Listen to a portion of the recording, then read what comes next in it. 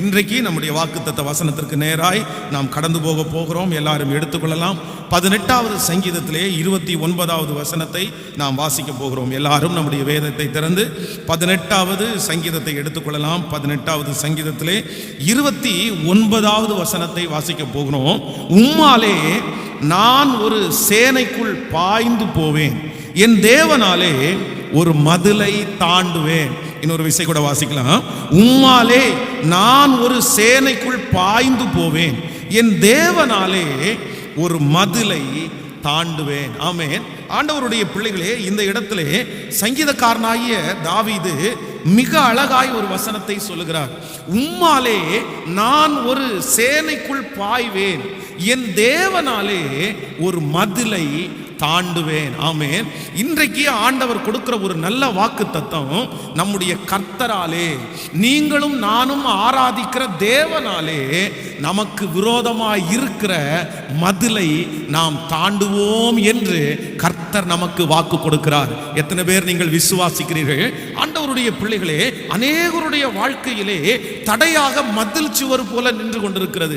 ஏதோ ஒரு பிரச்சனைகள், அவர்கள் வளர விடாதபடி, அவர்கள் உயர விடாதபடி, ஊழியம் செய்ய விடாதபடி, அவருடைய அனுதின வாழ்க்கையை வாழ விடாதபடி நிறைய தடையான கற்கள் இருக்கிறது. ஆனால் அந்த கற்களை இல்லைனால் அந்த தடைகளை, அந்த மதில் சுவரை நிறைய பேரால் தாண்ட முடியுமா என்கிற ஒரு பயம் இருக்கிறது. மதில் சுவர் ரொம்ப உயரமா இருக்கிறது. ஐயோ, இவ்வளோ பெரிய மதில் சுவரை நான் எப்படி தாண்டுவேன்? இந்த பிரச்சனையை நான் எப்படி தாண்டுவேன்? இந்த வியாதியை நான் எப்படி தாண்டுவேன்? இந்த பண நெருக்கத்தை நான் எப்படி தாண்டுவேன்? ஒரு மிகப்பெரிய மலையை போல எனக்கு முன்பாக வந்து நிற்கிறதே என்று யாரெல்லாம் நீங்கள் நினைத்திருக்கிறீர்களோ, ஆண்டவராகிய கர்த்தர் இன்றைக்கு உங்களுக்கு வாக்கு கொடுக்கிறார். உங்கள் பலனினால் அல்ல, உங்கள் திறமைகளினாலே அல்ல, உங்களுடைய பணத்தினாலே அல்ல, தேவனாலே உங்களுக்கு விரோதமாக இருக்கிற அந்த மதிலை நீங்கள் தாண்டுவீர்கள் என்று வேதம் சொல்லுகிறது. நீங்கள் ஒருவேளை உங்களுடைய பலத்தினால் அதில் ட்ரை பண்ணி நீங்கள் தோற்று போயிருக்கலாம். எப்படியாவது இந்த தடையை நான் தாண்டிடணும், இந்த மதில் சுவரை நம்ம தாண்டிடணும், இது எனக்கு விரோதமாய் போடப்பட்டிருக்கிறது. முயற்சி எடுத்து பல நாட்கள் முயற்சி எடுத்து நீங்கள் தோற்று போய் இப்பொழுது பயந்து போய் அதற்கு முன்பாய் நின்று கொண்டிருக்கலாம். நான் கண்டிப்பா தாண்ட முடியாது, இந்த பிரச்சனையை என்னால் தாண்டி அடுத்த ஆசீர்வாதத்தை பெற்றுக்கொள்ள முடியாது என்று உங்களுக்குள்ளே அதைரியங்கள் வந்திருக்கலாம். ஆனால் உங்களை தைரியப்படுத்துறதற்காக ஆவியானவர் இன்றைக்கு உங்களுடைய கரங்களை பிடித்து சொல்லுகிறார், இல்ல, உனக்கு விரோதமாய் இருக்கிற, உனக்கு முன்பாய் உன்னை பயப்படுத்துகிற அந்த மதில் சுவரை நீ உன்னாலே அல்ல, உன் குடும்பத்தாராலே அல்ல, உங்க அம்மா அப்பாவாலே அல்ல, உன்னுடைய சம்பளத்தாலே அல்ல, என்னாலே தாண்டுவாய் என்று இஸ்ரவேலின் ஜெயபலமான கர்த்தர் இன்றைக்கு இந்த ஜெபத்திலே இருக்கிறவருடைய கரத்தை பிடித்து சொல்லுகிறார். என்னாலே நீ அந்த மதிலை தாண்டுவாய் என்று கர்த்தர் சொல்லுகிறார். எத்தனை பேர் ஆமோதிக்கிறீர்கள்? கைகளை அசைத்து ஒரு ஹல்லேலூயா சொல்லலாம். யோசுவாவின் நாட்களிலே வேதம் சொல்லுகிறது, யோர்தான் நதி இருபுறமும் கரை புரண்டு ஓடி மிகப்பெரிய ஒரு வெள்ள பெருக்காய் நின்றது. அந்த ஜனங்களுக்கு அந்த பக்கம் போக முடியாது. அது அறுப்பு காலம், கரை புரண்டு ஓடுகிற காலம். தண்ணீரை யாராலும் பிடிச்சு நிறுத்த முடியாது, அதை எதையும் வச்சு தடுக்கவும் முடியாது. அப்படிப்பட்ட ஒரு சூழ்நிலையிலே வேதம் சொல்லுகிறது, இதை எப்படி நம்ம தாண்டுவோம்? இந்த தண்ணீரை எப்படி தாண்டுவது? ஆனால் வேதம் சொல்லுகிறது, தண்ணீரை கடக்கும் போது நான் உன்னோடு கூட இருக்கிறேன், நீ ஆறுகளை கடக்கும் போது அவைகள் உன்மேல் புரளுவதில்லை என்று சொன்ன கர்த்தர், ஆசாரியருடைய பாதங்கள் அந்த தண்ணீரிலே பட்ட உடனே கர்த்தர் ஒரு பெரிய வழியை திறந்து அவருடைய தடையை கர்த்தர் மாற்றினார். அந்த மதிலை தாண்டும்படியாய் உதவி செய்தார். அந்த தேவனாகிய கர்த்தர் தான் இன்று நமக்கு வாக்கு கொடுக்கிறார். நமக்கு விரோதமாய் எவ்வளவு பெரிய மதில் சுவர் இருந்தாலும் ஆண்டவர் அதை தாண்டக்கூடிய பலனை கர்த்தர் தருவார். ஹல்லேலூயா. 2004வது ஆண்டிலே என்னுடைய வாழ்க்கையில் ஒரு பெரிய சுவர், அது இல்லை, ஒரு சத்ருவாலை கட்டப்பட்ட, பலமாய் கட்டப்பட்ட ஒரு மிகப்பெரிய மதில் சுவர். அந்த மதில் சுவரை தாண்டவே முடியாது என்று நினைத்தேன். அது வியாதி என்கிற மதில் சுவர். அப்ப என்னை சுற்றி இருக்கிற எல்லாரும் சொன்னார்கள், இதுவரைக்கும் என்னென்னமோ நீ தாண்டி வந்துட்ட, கஷ்டத்தை தாண்டி வந்த, பசியை தாண்டி வந்துட்ட, நீ வறுமையை தாண்டி வந்த, உங்க அப்பாவுடைய கஷ்டம், இது எல்லாவற்றையும் தாண்டி வந்தாய். ஆனா இப்போ நீ கடந்து போயிருக்கிற, உனக்கு விரோதமா இருக்கிற இந்த மதில் சுவர், இது ரொம்ப மோசமானது, இதை நீ தாண்ட முடியாது, இதை நிறைய பேர் தாண்டல, இதுல நிறைய பேர் ஜெயிக்கல, யாராலையும் தாண்ட முடியாத இந்த வியாதியை நீ எப்படி தாண்ட முடியும் என்று நிறைய பேர் அதைரியப்படுத்தினார்கள். ஆனா நான் நம்புகிறேன், அந்த ஆண்டிலே என்னோடு கூட இருந்த கர்த்தர், என்னை அழைத்த தேவன், என்னை வேறு பிரித்த தெய்வம், அது அவ்வளோ பெரிய மதில் சுவராய் எனக்கு எட்டாத உயரமா இருந்தது. இருந்தது. ஆனால் அவருடைய கரத்தை என் மேல் பிடித்து என்னை கர்த்தர் உற்சாகப்படுத்தி அந்த மதில் சுவரை தாண்டி திரும்பவும் கர்த்தர் மகிமையான ஆசீர்வாதத்தை தந்தது போல நான் நம்புகிறேன். இந்த ஜெபத்திலே கர்த்தருடைய பிள்ளையே, உனக்கு விரோதமாக இருக்கிற மதில் சுவர் எவ்வளவு பெரிதா இருந்தாலும், எத்தனை பேர் தாண்ட முடியாது என்று சொன்னாலும், தேவாதி கர்த்தர், ராஜாதி ராஜன், நீ ஆராதிக்கிற கர்த்தர் சொல்லுகிறார், இல்லை, உன் கரத்தை பிடித்து நான் தாண்ட பண்ணுவேன் என்று நம்புகிறவர்கள் கரங்களை தட்டி கர்த்தரை மகிமைப்படுத்தலாம். ஹல்லேலூயா. அது எப்பேற்பட்ட மதில் சுவராக இருந்தாலும் என் கர்த்தர் அதை தாண்டுவதற்கு உதவி செய்கிறவர். கைகளை உயர்த்தி இப்போ சொல்லுவோம், ஆண்டவரே இந்த வார்த்தையை நான் நம்புறேன் ஆண்டவரே என்று சொல்லுவோம். ஆண்டவரே இந்த வார்த்தையை அப்பா நான் விசுவாசிக்கிறேன், நான் நம்புறேன், என்னை தாண்ட பண்ணுவேன். நான் இந்த கடன் பிரச்சனையை நான் தாண்டுவேன், இந்த வியாதியை நான் தாண்டுவேன், இந்த மன போராட்டத்தை நான் தாண்டுவேன், இந்த நிந்தையை நான் தாண்டுவேன், இந்த அவமானத்தை தாண்டுவேன். இது ஒரு காலம் எனக்கு குறுக்கே நிற்காது. இதை தாண்டி எனக்குரிய ஆசீர்வாதத்தை நான் எடுத்துக்கொள்ளுவேன், எனக்குரிய ஆசீர்வாதத்தை நான் எடுத்துக்கொள்ளுவேன். ஆமென் சொல்லுங்கள். எப்பொழுதும் ஒன்று நினைத்துக் கொள்ளுங்கள், ஆண்டவருடைய பிள்ளைகளே, ஆண்டவருடைய அழைப்பிற்கு கீழாக, ஊழியத்திற்கு கீழாக நம்ம வரும்போது நமக்கு விரோதமா இந்த மாதிரி கண்டிப்பாக தடையாக மதில் சுவர்கள் இருக்கும். ஒவ்வொரு மதில் சுவர்களையும் நீங்கள் தாண்டும் போது அந்த மதில் சுவர்களை தாண்டின உடனே ஒரு ஆசீர்வாதம் உங்களுக்கு இருக்கும். நீங்க நிறைய பேர் இந்த பிள்ளைங்க இந்த கேம் விளையாடுறத கூட பார்த்துருப்பீங்க. எல்லாருக்கும் பார்த்தீங்கன்னா சில கேம்ல ஒவ்வொரு லெவல் அப்படின்னு இருக்கும். அந்த லெவல் தாண்டும் போது அந்த கேம்ல இருக்கிறவங்களுக்கு பார்த்தீங்கன்னா ஏதாவது அது கொடுக்கறது மாதிரி ஒன்று வச்சிருப்பாங்க பாருங்க. நான் என்ன நம்புறேன் அப்படின்னா, நம்முடைய வாழ்க்கையிலும் அப்படித்தான். வாழ்க்கையிலே நீங்கள் ஒவ்வொரு ஸ்டெப்பும் உயரும் போது, ஒவ்வொரு படியாக எடுத்து வைக்கும் போது, ஒவ்வொரு உயர்வுக்கும் ஒவ்வொரு தடை வரும், ஒவ்வொரு ஆசீர்வாதத்திற்கு ஒரு தடை வரும். ஆனா ஆண்டவருடைய பிள்ளைகள் மட்டும் அந்த சுவருக்கு முன்பாக நிற்கும் போது நீங்க சோர்ந்து போக கூடாது. ஐயோ நான் தாண்ட முடியாதுன்னு நினைக்க வேண்டாம். அதுக்கு அந்த பக்கம் இருக்கிற ஆசீர்வாதத்தை நம்ம பெற்றுக்கொள்ளணும்னா நம்ம தாண்டி தான் ஆக வேண்டும். ஆனால் அதற்குரிய பலனை ஆண்டவர் என்ன சொல்றார் அப்படின்னா, அதை தாண்டக்கூடிய பலனை நான் உனக்கு தருவேன் என்று கர்த்தர் வாக்கு கொடுக்கிறார். நான் தீர்க்க தரிசனமா நான் சொல்றேன், இந்த ஜெபத்தில் இருக்கிற எத்தனை பேர் என்னால தாண்ட முடியுமான்னு கேள்விக்குறியோட இருக்கிறீங்களோ, இல்ல என்னால தாண்ட முடியாதுன்னு நீங்க பிக்ஸ் பண்ணிட்டீங்களோ, ஒவ்வொருத்தரையும் பார்த்தா ஆண்டவர் சொல்றாரு, அது உன்னால முடியாதுப்பா, ஆனால் நான் உன்னோடு கூட இருக்கிறதுனாலே என்னாலே அந்த மதிலை தாண்டுவாய், என்னாலே அந்த மதிலை தாண்டுவாய், என் தேவனாலே நீங்கள் அந்த மதிலை தாண்டுவீர்கள். நம்முடைய கர்த்தர், அது உங்களுக்கு பெரிதா இருக்கலாம், சின்னதா இருக்கலாம், அது கர்த்தருடைய பார்வைக்கு லேசான காரியம். ஆமென் சொல்லுங்கள். கடன் பிரச்சனையிலே இருக்கிற பலருடைய சாட்சிகளை கேள்விப்பட்டிருக்கிறேன். அந்த கடனை அடைப்பதற்கு அவர்களிடத்துக்கு நிர்வாகம் இல்லை, அந்த சம்பாத்தியம் அவரிடத்தில் இல்லை, அந்த கடனை அடைப்பதற்கு அவர்களிடத்தில் வித்து கடனை அடைப்பதற்கு சொத்தும் இல்லை. அப்படின்னா ஒரு சோர்ஸ் கூட அவங்களுக்கு இல்லை. நீங்கள் தீர்க்கதரிசி இடத்துல ஒரு அம்மா சொல்றாங்க பாருங்களேன், ஊழியக்கார அம்மா. அதே போல நிறைய பேருடைய வாழ்க்கையிலே கடன் மிகப்பெரிய கடன். அந்த கடனை இவங்க 10 தலைமுறை வேலை செய்து அடைத்தால் கூட அந்த கடனை அடைக்க முடியாது. அவ்வளோ பெரிய கடன். நான் சாகிறது தான் எனக்கு ஒரே ஆன்சர். நான் செத்துறணும், என்னால ஜீவனோட இருக்கிற வரைக்கும் இந்த கடனை அடைக்க முடியாது. ஆனா அப்படிப்பட்ட பிள்ளைகளை கூட என்னுடைய ஆண்டவர் உதவி செய்து கர்த்தர் ஒரு அற்புதத்தை கட்டளையிட்டு, எப்படி அந்த அம்மாவுக்கு கர்த்தர் எண்ணெயை பெருக பண்ணினாரோ அப்படி பெருக பண்ணி கர்த்தர் தாண்டும்படியாய் செய்த அற்புதங்கள், ஆயிரக்கணக்கான அற்புதங்கள். நான் நம்புறேன், இத்தனை 1000 பேருக்கு செய்த கர்த்தர் நமக்கு செய்ய மாட்டாரா? கண்டிப்பா செய்வார். நீங்க எல்லாரும் வீட்டில் போய் என்ன சொல்லணும் அப்படின்னா, உங்கள் பிரச்சனைகளுக்கு முன்பாக போய் நின்று சொல்லுங்கள், நான் அவராலே நான் இந்த மதிலை தாண்டுவேன், அவராலே இந்த மதிலை தாண்டுவேன். நான் சொல்றேன், அது மன அழுத்தமாகவே இருந்தாலும் என் தேவன் உங்களை தாண்டும்படியாய் உதவி செய்வார். ஹல்லேலூயா. யோசேப்புக்கு ஆண்டவர் கொடுத்த ஒரு நல்ல வாக்குத்தத்தம். யோசேப்பு கனிதரும் செடி, அவன் நீரூற்றண்டையில் உள்ள கனிதரும் செடி, அவன் கொடிகள் சுவரின் மேல் ஏறி படரும், வில்வீரர் அவனை மனமடிவாக்கி அவன் மேல் எய்தார்கள், அவன் வில் உறுதியாய் நின்றது. யோசேப்புக்கு ஒவ்வொரு இடத்துலையும் ஒவ்வொரு மதில் சுவர். இங்க போனா ஒண்ணு போட்டிருக்காங்க, அங்க போனா ஒண்ணு போட்டிருக்காங்க. ஆனா எல்லாத்தையும் தாண்டி கர்த்தர் அந்த சிங்காசனத்தில் அவனை கொண்டு போய் கர்த்தர் உட்கார வச்சார்ல. நான் விசுவாசிக்கிறேன், நான் நம்புறேன். என் ஆண்டவருடைய பிள்ளையே, உனக்கு விரோதமாய் கட்டப்பட்டிருக்கிற அந்த மதில் சுவரை தாண்டி 1000 மதில் சுவர்கள் இருந்தாலும் அத்தனையும் தாண்டி கர்த்தர் உங்களுக்கு கொடுக்க போகிற அந்த சிங்காசனத்திலே, ஆண்டவர் உங்களுக்காக ஆயத்தம் பண்ணின அந்த சிங்காசனத்திலே, கர்த்தர் உங்களுக்கு வாக்கு கொடுத்த அந்த சிங்காசனத்திலே, கர்த்தர் உங்களுக்கு தரிசனம் கொடுத்த அந்த சிங்காசனத்திலே, எத்தனை மதில் சுவர்கள் வந்தாலும் ஆண்டவர் உங்களை அதிலிருந்து தாண்டி கொண்டு போய் அங்கே உட்கார வைப்பேன் என்று கர்த்தர் வாக்கு கொடுக்கிறார். ஹல்லேலூயா. நம்ம எல்லாரையும் அந்த சிங்காசனத்தில் கர்த்தர் கொண்டு போய் உட்கார வைக்கிறவர். ஆமென்.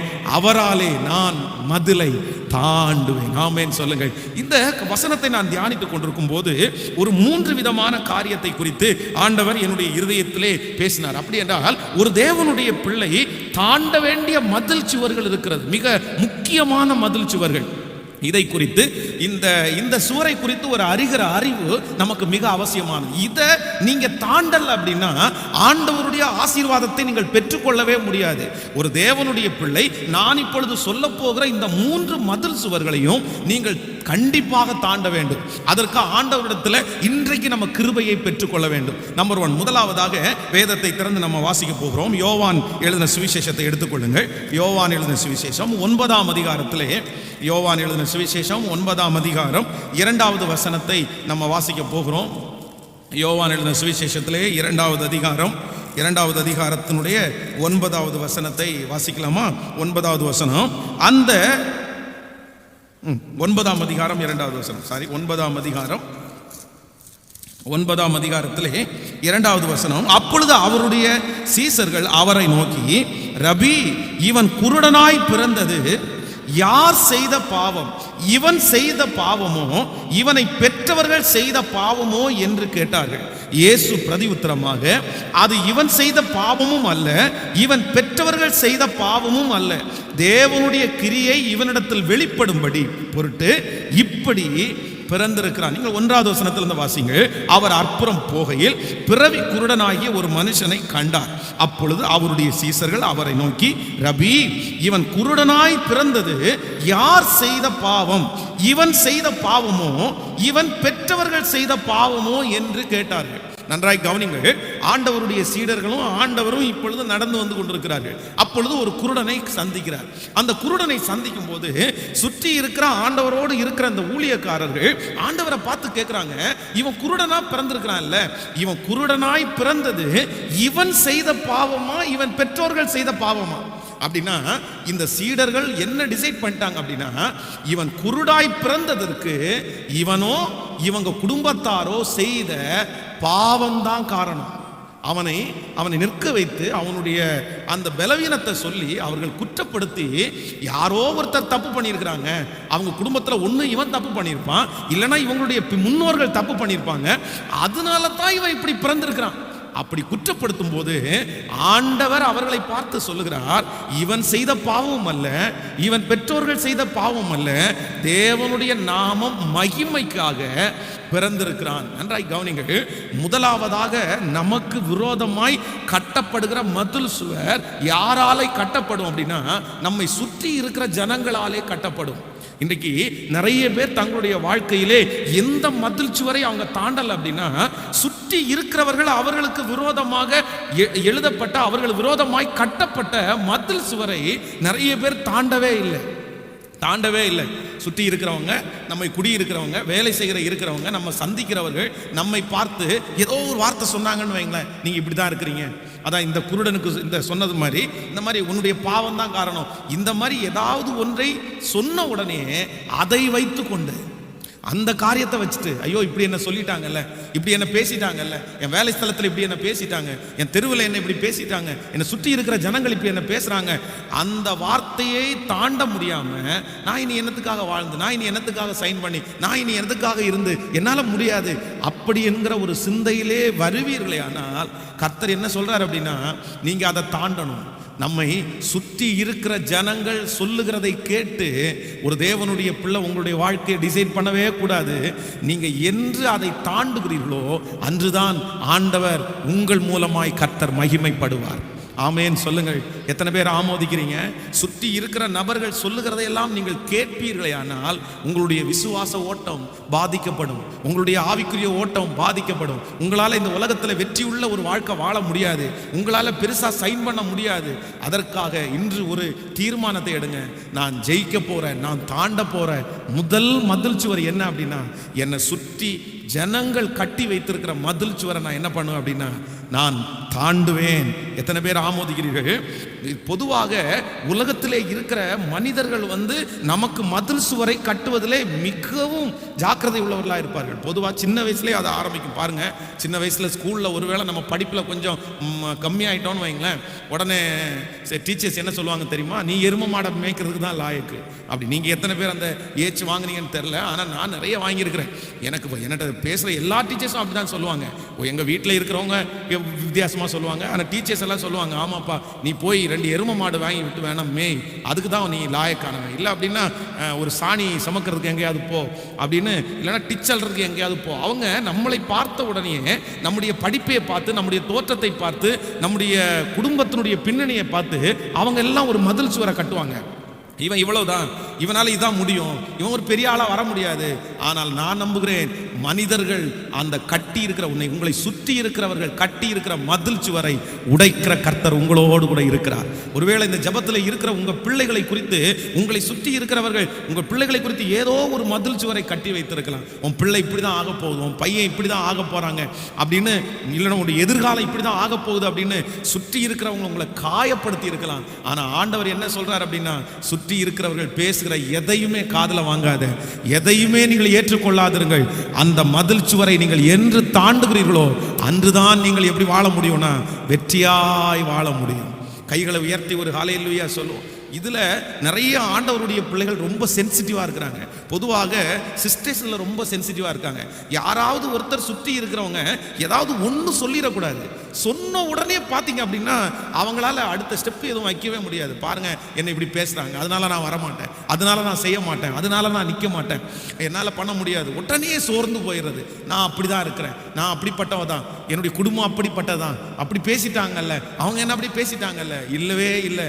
ஆண்டவருடைய பிள்ளைகள் ஒன்று நினைத்துக் கொள்ளுங்கள், நீங்கள் முதலாவதாக நீங்கள் சிங்காசனத்திலே அமர வேண்டும் என்றால், ஆண்டவர் உங்களுக்கு கொடுத்திருக்கிற சிங்காசனத்தில் நீங்க உட்காரணும்னா, நீங்க மனிதர்கள் உங்களுக்கு விரோதமாய் கட்டுகிற மதில் சுவரை நீங்க என்ன பண்ணணும்னா கண்டிப்பா நீங்க தாண்டணும். ஆமேன் சொல்லுங்கள். நான் அவர்களுடைய மதில் சுவருக்கும் வெளியே நின்று அழமாட்டேன். என்ன அவங்க எனக்கு முட்டுக்கட்டை போட்டாலும் நான் சொல்லுவேன், என் தேவனாலே நான் அந்த மதிலை தாண்டுவேன். ஹல்லேலூயா. பரிசுத்தவான்கள் எல்லாருக்குமே சுற்றி இருக்கிறவங்க ஒரு மதிலை கட்டி இருக்காங்க. நீங்கள் அப்போஸ்தலர் நடவடிக்கைகளை எடுத்துக்கொள்ளுங்கள். அப்போஸ்தலர் 28ஆம் அதிகாரத்தை எடுத்துக்கொள்ளலாமா? 28ஆம் அதிகாரத்திலே 3வது வசனத்திலிருந்து நம்ம வாசிப்போமேயானால், 28ஆம் அதிகாரம் 3வது வசனத்திலிருந்து, பவுல் சில விறகுகளை வாரி அந்த நெருப்பில் மேல் போடுகையில் ஒரு விரியன் பாம்பு அனல் உரைத்து புறப்பட்டு அவனுடைய கையை கவ்வி கொண்டது. விஷப்பூச்சி அவன் கையிலே தொங்குகிறதை அந்நியராக அந்த தீவார் கண்டபோது, இந்த மனுஷன் கொலைபாதகன், இதற்கு சந்தேகமே இல்லை, இவன் சமுத்திரத்துக்கு தப்பித்து வந்தும் பழியானது இவனை பழிவாங்க பிழைக்க ஒட்டவில்லை என்று தங்களுக்குள்ளே சொல்லிக் கொண்டார்கள். ஹலோ, நன்றாய் கவனிங்கள். இப்ப பாருங்க, அப்போஸ்தலனாகிய பவுலுக்கு விரோதமாய் ஒரு மதில் சுவரை கட்டுகிறார்கள். இதுவரைக்கும் அப்போஸ்தலனாகிய பவுலை குறித்து அவங்க கேள்விப்பட்டதே இல்லை. அவனை குறித்து அவர்களுக்கு தெரியாது. அவனுடைய ஜெபம், அவனுடைய ஊழியம், அவனுடைய வாழ்க்கை எதுவுமே தெரியாது. ஆனா அப்ப நடக்கிறத வச்சு அவங்க ஒரு டிசைட் பண்ணிட்டாங்க. அந்த நாளில் என்ன நடக்குது அப்படின்னு சொன்னா, அவர் ஏற்கனவே அவர்கள் பிரயாணம் பண்ணி வந்த கப்பல் உடைந்து சின்ன சின்ன துண்டுகளை பிடிச்சி எல்லாருமே அந்த தீவுல கரையாடுறாங்க. அந்த தீ ஏற்கனவே தண்ணிக்குள்ள இருந்து ரொம்ப தங்களுடைய உடல் கஷ்டமா இருக்கிறதுனால இப்பொழுது கரையில ஏறின உடனே விறகெல்லாம் போட்டு தீ மூட்டி அதுல குளிர் காஞ்சிட்டு இருக்காங்க. எல்லாரும் அந்த விறகு ஒன்னொன்னா எரியும் போது அந்த விறகை தூக்கி போடுவாங்க. அந்த நேரத்தில் அப்போஸ்தலனாகிய பவுல் ஒரு விறகை எடுத்து தூக்கி போட்டா, அவன் போடுற அந்த விறகுல ஒரு விரியன் பாம்பு, ரொம்ப விஷம் நிறைஞ்ச ஒரு பாம்பு அவனுடைய கையை கவ்வி கொண்டது. அவன் அந்த அக்னியில அதை கையை தட்டி போடுறான். அப்போ சுற்றி இருக்கிறவங்க எல்லாரும் இதுவரையிலும் அவனை குறித்து தெரியாவிட்டாலும் இப்ப அவங்களா ஒரு மதில் சுவரை கட்டுறாங்க. என்ன கட்டுறாங்க அப்படின்னா, இவன் தண்ணீருக்கு தப்பு வித்தோம், பாவம் இவனை சும்மா விடல. இவன் பாருங்க, விஷப்பூச்சி அவன் கையிலே தொங்குறதை அந்நியராக அந்த தீவார் கண்டபோது, இந்த மனுஷன் கொலைபாதகன். இவன் யாராமா? கொலைபாதகன். அவருக்கு மேல என்ன பட்டம் சுட்டுறாங்க தெரியுமா? அவர் ஒரு அப்போஸ்தலர், அவரை பற்றி ஒண்ணுமே தெரியாம பட்டம் சொல்றாங்க, கொலைபாதகன். அடுத்து சொல்றாங்க, இதற்கு சந்த டவுட்டே இல்லைன்றாங்க. டவுட்டே இல்லை, இது சந்தேகமே இல்லை. அடுத்து என்ன சொல்றாங்க அப்படின்னா, இவன் சமுத்திரத்திற்கு தப்பித்து வந்தும் பழியானது இவனை பிழைக்க ஒட்டவில்லை. அவ்வளவுதான், செத்துருவான்னு ஒரு மதில் சுவரை கட்டிட்டாங்க, போச்சுடா. தலைமையில அப்படிதான் ஒண்ணு இருக்குது. ஆனால் வேதம் சொல்லுகிறது, அடுத்த வசனத்தை பாருங்க, அந்த விஷப்பூச்சி தீயிலே உதறி போட்டு ஒரு தீங்கும் அடையாதிருந்தான். அதற்கு அவனுக்கு வீக்கம் கண்டு அல்லது சடியிலே விழுந்து சாவான் என்று அவர்கள் பார்த்து கொண்டிருந்தார்கள். நெடுநேரமாய் பார்த்து கொண்டிருந்தோம், ஒரு சேதமும் அவனுக்கு வராததை கண்டபோது வேறு சிந்தையாகி இவன் தேவன் என்று சொல்லிக் கொண்டார்கள். நன்றாய் கவனிங்கள் ஆண்டவருடைய பிள்ளைகளே, ஜனங்கள் திடீர்னு நமக்கு மதில் சுவரும் கட்டுவாங்க, திடீர்னு சிங்காசனமும் கட்டுவாங்க. ஹலோ, ஒரு 2 நிமிஷத்துக்கு முன்னாடி மதில் சுவரை கட்டினாங்க, அடுத்த 2 நிமிஷம் தாண்டி பார்த்தீங்க அப்படின்னா சிங்காசனத்தை கட்டிட்டாங்க. ஐயோ, அவனுக்கு ஒன்றும் நடக்காததை பார்த்த உடனே இவன் பெரிய ஆள் அப்படின்னு நினைக்க ஆரம்பிச்சிட்டாங்க. அதனால நம்மை பற்றி ஒன்றுமே தெரியாத ஒரு நபர் நம்முடைய எதிர்காலத்தை கணிக்கும் போது, நம்முடைய வாழ்க்கையை கணிச்சு சொல்லும் போது, உங்களுக்கு இப்படிதான் நடக்க போகுது, நீ இப்படிதான் நடக்கும் அப்படின்னு சொல்லும் போது, ஒரு தேவனுடைய பிள்ளை கண்டிப்பா என்ன பண்ணக்கூடாதுன்னா அதை நம்பவே கூடாது. அதை நம்பவே கூடாது. இந்த உலகத்திலே நான் சொல்ல போவேனால், மனிதர்கள் கட்டுகிற மதில் சுவரினாலே நிறைய பேர் தேங்கி நிற்கிறார்கள். நிறைய பேர் தேங்கி நிற்கிறாங்க. மனுஷங்க கட்டுற மதில் சுவரை அவங்களால தாண்டவே முடியல. எல்லாரும் என்னை பற்றி இப்படி சொல்றாங்க, எல்லாரும் என்னை பார்த்தா இப்படி சொல்றாங்க, நான் அப்படிதான் இருக்கிறேன் நான் சொல்லி சோர்ந்து போய் இருக்கிறார்கள். ஆண்டவர் இன்னைக்கு உங்களுக்காகவே பேசுகிறார். இல்லை, நான் எந்த மனிதர்கள் கட்டுகிற மதில் சுவரையும் நான் எனக்காக வைத்திருக்க மாட்டேன், நான் அதை தாண்டுவேன். அப்போஸ்தலனாகிய பவுல் எப்படி அதை குறித்து ஒன்றும் யோசிக்காமல் அவன் பாட்டுக்கு ஆண்டவரை ஸ்தோத்தரித்து கொண்டிருந்தானோ, நான் நம்புறேன் நீங்களும் அதே மாதிரி தான். அவங்க கட்டுற மதில் சுவரை பற்றி கவலைப்படாதீங்க, அது வெகு சீக்கிரத்திலே இடிந்து விழுந்து எவர்கள் உங்களுக்கு விரோதமாய் மதில் சுவர் கட்டினார்களோ அவர்களே உங்களுக்காக சிங்காசனத்தை கட்டுற அளவிற்கு கர்த்தர் உங்களை ஆசீர்வதிக்க போகிறார். நம்புகிறவர்கள் கரங்களை தட்டி, நான் நம்புகிறேன், மதில் சுவரை கட்டுகிற அந்த மனிதர்களே உங்களுக்கு சிங்காசனத்தை கட்டுவார்கள். உங்கள் பிள்ளைகளுக்கு சிங்காசனத்தை கட்டுவார்கள். உங்க பிள்ளைகளுக்கு யார் மதில் சுவரை கட்டுறாங்களோ அவங்க தான் உங்க பிள்ளைகளுக்காய் சிங்காசனத்தை கட்ட போறாங்க. அவர்கள் வேறு சிந்தை உள்ளவர்கள் ஆவார்கள். நம்மை குறித்து அவர்களுக்கு சீக்கிரத்தில் வேறு சிந்தை உண்டாகும். ஆமேன்னு சொல்லுங்க. ஸோ நம்பர் 1, ஃபர்ஸ்ட் நம்ம எதற்காக ஜெபிக்கணும் அப்படின்னா, ஆண்டவரே எனக்கு விரோதமாய் மனிதர்கள் கட்டுகிற எல்லாவற்றையும் நான் என்ன செய்வேன்னா சொல்லுங்க, எல்லாருமே சத்தமா சொல்லுங்க, அவர்கள் பேசுகிறது எதுவும் நடப்பாது, அது வாய்க்காதே போகும், அது வாய்க்காதே போகும். என் தேவனாகிய கர்த்தர் என்னோடு கூட இருக்கிறார். நீங்கள் நெகேமியாவின் புஸ்தகத்தை வாசிக்கும் போது வேதம் சொல்லுகிறது, சன்பலாத்து, தொபியா, கேஷே இப்படிப்பட்ட ஆட்கள் அவனிடத்திலே நெகேமியா அவனிடத்தில் வந்து சொல்லுகிறார்கள், நீ கட்டினாலும் என்ன, ஒரு நரி ஏறி போனால் இடிந்து விழும். அப்போ சுற்றி இருக்கிறவங்க எல்லாருமே அவனுக்கு விரோதமா ஒரு மதில் சுவர் கட்டுறாங்க. நீ கட்டுறது நிக்காதுப்பா, நீ கொஞ்சம் அது ஸ்ட்ராங் இல்லப்பா, இவ்வளோ பெரிய மதில் சுவரை கட்டுறதுக்கு நீ வந்துட்ட, உனக்கு என்ன தெரியும், அது வெகு சீக்கிரத்தில் இடிஞ்சு விழும், ஒரு நரி ஏறி போனா அது இடிஞ்சு விழும். ஆனால் வேதம் சொல்லுகிறது, நெகேமியா ஸ்ட்ராங்கா டிசைட் பண்ணா, நீங்க எத்தனை மதில் சுவர் எனக்கு விரோதமா கட்டினாலும் நான் அதை பார்த்துட்டு சோர்ந்து இருக்க மாட்டேன், நான் என்னுடைய கர்த்தருக்கு செய்ய வேண்டியதை செஞ்சுட்டே இருப்பேன். வேதம் சொல்லுது, கர்த்தர் அவனை சிங்காசனத்திலே உட்கார வைத்தார். கையை மேல உயர்த்தி, நான் நம்புறேன் கர்த்தர் இன்னைக்கு உங்களுக்கு விரோதமாய், உங்கள் பிள்ளைகளுக்கு விரோதமாய், உங்களை சுற்றி இருக்கிற ஜனங்கள் கட்டி இருக்கிற மதில் சுவர்களை கர்த்தர் இன்னைக்கு தகர்த்து போடுகிறார். நான் நம்புறேன் நம்முடைய கரத்தை பிடித்து கர்த்தர் தாண்ட பண்ணுகிறார். ஹல்லேலூயா. சுற்றி இருக்கிறவர்கள் 1000 நெகட்டிவான வார்த்தைகளை பேசி இருக்கலாம், உங்களுக்கு அப்படி நடக்கவே நடக்காது, உன் பிள்ளைக்கு அப்படி நடக்கவே நடக்காது. இனி சந்தோஷம் உன் காதுகளிலே கேட்கப்படாது. ஹல்லேலூயா.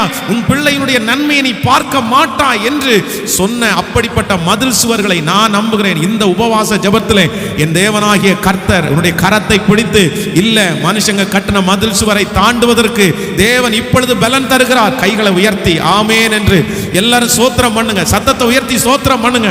இப்ப இடிஞ்சு விழட்டும். சகோதரி, உன் பிள்ளைக்கு விரோதமாய் கட்டப்பட்டிருக்கிற மதில் சுவர் இடிஞ்சு விழட்டும். சகோதரா, உன் குடும்பத்துல விரோதமாய் கட்டப்பட்டிருக்கிற, உன்னுடைய சுற்றி இருக்கிற ஜனங்கள் கட்டி இருக்கிற, உன்னை குறித்து கட்டப்பட்ட அந்த கட்டி இருக்கிற மதில் சுவர் இப்பொழுது கர்த்தருடைய நாமத்தினாலே இடிந்து விழுந்து கர்த்தர் உன்னை ஜெயிக்க பண்ணுகிறார். உன் கரத்தை பிடித்து, ஓ அவராலே அவராலே அவராலே அவராலே ஹல்லேலூயா கர்த்தர் உங்களுக்கு பொறுத்திருக்கிற காலத்தை கர்த்தர் தந்திருக்கிறார். கர்த்தர் உங்களை பொறுமையாய் உட்கார வைத்திருக்கிறார். அவர்கள் பேசுகிறதை கேட்கும்படியாய் கர்த்தர் வைத்திருக்கிறார். ஆனா வெகு சீக்கிரத்தில் நீங்க என்ன பண்ண போறீங்கன்னா, அவங்க கட்டுனதெல்லாம் நீங்க என்ன பண்ணிடுறீங்கன்னா நீங்க தாண்ட போறீங்க. ஆமென் சொல்லுங்க. கைகளை அசைத்து ஒரு ஹல்லேலூயா சொல்லுங்க. நான் நம்புறேன் ஆண்டவருடைய பிள்ளைகளே, எத்தனை பேர் எங்களுடைய அம்மா அப்பாவிடத்தில் வந்து என்னை குறித்து சொல்லியிருப்பார்கள். சுற்றி இருக்கிற நிறைய பேர் சொன்ன வார்த்தை அப்படி தான். ஸ்கூலில் இருக்கிற எல்லா வாத்தியாரும் வந்து எங்கள் அம்மா அப்பாட்ட சொல்கிற அதே கம்ப்ளைண்ட் தான் சொல்கிறேன். இவனை எதுக்கு படிக்க அனுப்புறீங்கன்னு தான் கேட்பாங்க. இவெல்லாம் எதுக்கு படிக்க, இவன் எல்லாம் படிக்க வந்து என்ன எங்களுடைய ஜீவனை எடுக்கிறான், இவனை வீட்டில் வச்சிருங்க, இவனை படிக்க அனுப்ப வேண்டாம் அப்படின்னு ஒவ்வொரு டைமும் அவங்க வந்து அந்த சைன் போடும்போதெல்லாம் அவங்க சொல்லியிருக்கிறாங்க. ஆனால் நான் நம்புகிறேன், கர்த்தர் மனிதர்கள் கட்டின எல்லா மதில் சுவர்களையும் தாண்டதற்கு கர்த்தர் பலன் தந்தார். அந்த தேவன் தான் இன்றைக்கு எல்லாரோடையும் இருக்கிறார். ஆமென். அந்த விசுவாசம் உங்களுக்கு வேணும், அந்த நம்பிக்கை வேணும். கர்த்தர் சமூகத்தில் போய் நிற்கும் போது மனுஷங்க உங்களுக்கு விரோதமாய் கட்டின மதில் சுவர் நீங்க பெருசா தெரியக்கூடாது. கர்த்தருடைய வார்த்தை தான் பெருசா தெரியணும், தேவன் தான் பெருசா தெரியணும். உங்களுக்கு ஆண்டவர் கொடுத்த தரிசனம் தான் பெருசா தெரியணுமே தவிர அவங்களுடைய தரிசனம் அல்ல. ஆமென் சொல்லுங்க. நம்பர் 2, இரண்டாவதாக ஆண்டவருடைய பிள்ளைகள் மிக கவனமாய் தாண்ட வேண்டிய இரண்டாவது மதில் சுவர் என்ன அப்படின்னா, நீங்கள் வாசிக்கலாமே, வேதத்தை திறந்து ஒரு வசனத்தை வாசிக்கலாம். ஆதியாகமம் 37வது அதிகாரத்தை எடுத்துக்கொள்ளுங்கள். ஆதியாகமம் 37ஆம் அதிகாரத்திலே 37ஆம் அதிகாரம் 10வது வசனத்தை நம்ம வாசிக்க போகிறோம். இதை அவன் தன் தகப்பனுக்கும் தன் சகோதரருக்கும் சொன்னபோது அவன் தகப்பன் அவனை பார்த்து, நீ கண்ட இந்த சொப்பனம் என்ன? நானும் உன் தாயாரும் உன் சகோதரரும் தரை மட்டும் குனிந்து உன்னை வணங்குவோமோ என்று அவனை கடிந்து கொண்டான். அவன் சகோதரர் அவன் மேல் பொறாமை கொண்டார்கள். அவன் தகப்பனோ அவன் சொன்னதை மனதிலே வைத்திருந்தான். நீங்கள் அப்படியே 20வது வசனத்திற்கு வாங்க. 19, 20. ஒருவரை ஒருவர் நோக்கி, இதோ சொப்பனக்காரன் வருகிறான், நாம் அவனை கொன்று இந்த குழியில் ஒன்றிலே அவனை போட்டு ஒரு துஷ்ட மிருகம் அவனை பட்சித்தது என்று சொல்லுவோம், வாருங்கள், அவனுடைய சொப்பனங்கள் எப்படி முடியும் பார்ப்போம் என்றார். ஆமென் சொல்லுங்கள். நன்றாய் கவனிங்கள். யோசேப்பு இங்கே இருக்கிறான். யோசேப்பு ஒரு சொப்பனம் பார்க்கிறான். அந்த சொப்பனத்தை பார்த்து தன்னுடைய தகப்பனாரிடத்திலையும் தன்னுடைய சகோதரிடத்திலையும் சொல்றான், இந்த மாதிரி நான் ஒரு சொப்பனத்தை பார்த்தேன் அப்படின்னு. உடனே அவனுடைய சகோதரர்கள் எல்லாரும் அவன் மேல் பொறாமைப்படுகிறார்கள். அவருடைய அப்பா என்ன பண்றாரு அப்படின்னா அவனை கடிந்து கொள்ளுறாரு. நீ என்ன பார்த்திருக்கிற? நீ பார்த்த சொப்பனம் என்ன? உங்க அம்மாவும் நானும் உன்னை வணங்கணுமா? அந்த மாதிரி ஒரு சொப்பனத்தை பார்த்து வச்சிருக்கிற, இதை வேற எல்லாத்தையும் சொல்லிட்டு இருக்கிற. அப்போ தன்னுடைய சொந்த வீட்டிலேயே தான் பார்த்த சொப்பனத்தின் மூலமாய் அவனுக்கு ஒரு பெரிய எதிர்ப்பு கிளம்புது. நானும் பார்த்துருக்கிறேன். நம்மளை இந்த உலகத்தில் இருக்கிற யார் வேணாலும் நம்புவாங்க, ஆனால் யார் தான் நம்ப மாட்டாங்க சொல்லுங்களேன்? நம்ம வீட்டில் இருக்கிறவங்க மட்டும் தாங்க நம்ப மாட்டாங்க. நீங்க பாருங்க, இவ்வளவு மணி நேரம் நீங்க ஜெபம் பண்றீங்க அப்படின்னா உங்களை சுற்றி இருக்கிற நிறைய பேர், சிஸ்டர் நீங்க எவ்வளோ பெரிய ஜெப வீராங்கன்னு, பிரதர் நீங்க எவ்வளோ பெரிய ஜெப வீரன், நீங்க இவ்வளோ ஜெபம் பண்றீங்களே, கண்டிப்பா ஆண்டவர் உங்களை கேட்காம இருப்பாரா, அவங்க ஜெபத்தை கேட்காம இருப்பாரான்னு மற்றவங்க சொல்லுவாங்க. ஆனா உங்க வீட்டில் இருக்கிறவங்க வந்து கேட்டு பார்த்தா, ஆமா ஆமா நீ ஜெபம் பண்ணி எடுத்தான் கண்ட, உன் ஜெபம் என்ன பண்ணாது, உன் ஜெபம் கூரை எங்க தாண்ட போகுது, நீ உன் ஜெபம்லாம் கூரையை தாண்டாது, நீ ராத்திரி முழுவதும் இல்லை காலையில் முழுவதும் அந்த சர்ச்சில் போய் உட்காந்து என்னத்தை தான் பண்றியோ தெரில அப்படின்னு நம்முடைய வீட்டில் இருக்கிறவர்கள் மட்டும் நம்மளை என்ன பண்ண மாட்டாங்க சொல்லுங்களேன், நம்பவே மாட்டாங்க. ஏதாவது ஒன்று ஒரு அவார்டோ இல்லைன்னா ஏதோ ஒன்று ஜெயிச்சுட்டு நம்ம வின் பண்ணிட்டு வந்தோம் அப்படின்னா 10 டைம் கேட்பாங்க, நீயாடா, நீயா வாங்கினியா இல்லை எவனாவது பிடிங்கிட்டு வந்துட்டியா, எனக்கு என்னமோ உன் மேலே என்ன இல்லை. ஊரில் இருக்கிற எல்லாரும் வந்து நம்மை குறித்து, ஐயோ பிரதர் உங்களுடைய தம்பி இருக்கிறானே, பிரதர் உங்களுடைய அண்ணன் இருக்கிறானே, உங்கள் அக்கா இருக்கிறாங்களே, என்ன பிரதர் அது உங்கள் அக்காவா உங்கள் தம்பியான்னு கேட்டால் அவனா அவளா நீங்கள் வேற யாரையாவது பார்த்துருப்பீங்க. அவனுக்கு அப்படியெல்லாம் வராதே, அவன் அப்படியெல்லாம் செய்ய மாட்டானே. அப்போ அதான் வேதம் சொல்லுது, நம்முடைய வீட்டாரே நமக்கு சொல்லுங்களேன். அப்பதான் நல்ல செய்தியை கேட்டு நாங்கள் மனம் திரும்பிட்டோம் அப்படின்னு போய் பார்த்தா, உன் மனம் திரும்புதலை பற்றி எனக்கு தெரியாது, 1.5 மணி நேரம் மனம் திரும்புதரா. அப்போ அங்கேயே நம்மளை என்ன பண்ணுவாங்கன்னா மட்டம் தட்டி கிண்டல் பண்ணி உட்கார வைப்பாங்க. நான் சொல்கிறேன், நிறைய பேர் எதில் பாதிக்கப்பட்டிருக்கிறாங்க அப்படின்னா, தன்னுடைய குடும்பத்திலே இருக்கிறவர்கள் தங்களுக்கு விரோதமாய் கட்டின மதில் சுவரால் நிறைய பேரை தாண்டவே முடியல. நிறைய பேர் அப்படி, ஆமாம் நான் என்ன சொன்னாலும் இவங்களுக்கு ஒரு இது இல்லை, என்னை நம்பவே மாட்டேங்கிறாங்க, நான் எதுக்கு போய் அதை செய்யணும், நான் செய்ய மாட்டேன், நான் எதுக்கு போய் ஜெபிக்கணும், நான் ஜெபிக்க மாட்டேன், நான் எதுக்காக உபவாசம் இருக்கணும், நான் உபவாசம் இருக்க மாட்டேன், என் வீட்டில் எனக்கு மதிப்பு இல்லை, என் வீட்டில் என்ன ஏற்றுக்கிறது இல்லை, என் வீட்டில் என்ன நம்புறது இல்லை, அதனால நான் செய்ய மாட்டேன் அப்படின்னு நிறைய பேர் ஒதுங்கிட்டாங்க.